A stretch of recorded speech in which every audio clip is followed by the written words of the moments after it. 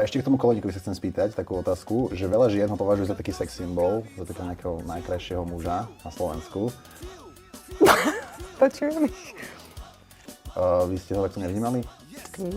Ja si myslím, že on je pekný muž. A dali by ste ho že na prvé miesto? Nie. Lebo veľa žien ho má za takú akože nejakú platonickú modlu. Veľakrát to počujem, keď sa pýtajú žien, že kto je taký akože tak veľakrát povedia, že Koleník. Aha, tak vy si robíte tento socioprieskum, ja to neviem. Ste to nezachytili? Nie. Videl som také video, kde pán Koleník, herec, teda on to nepovedal priamo, ale akože asi vás kritizoval, dá sa tak povedať, nie? Aký má podľa vás Koleník s vami problém? Čo ste mu zobrali? Neviem, čo som Koleníkovi zobrala, to by mohol on povedať. Možno, že on to tak cíti tlakom tých ľudí, ktorí sú okolo neho, ktorí chodia na tie protesty. Ale on je paradoxne človek, ktorému sa veľmi dobre darí. A keby som išla do tej minulosti, takže keď som robila v súkromnej televízii, to bolo finančne veľmi zaujímavé. A myslím si, že pán Koleník to má finančne zaujímavé, tak ja neviem, kde mu padá kultúra, veď bol v celkom sledovanom programe.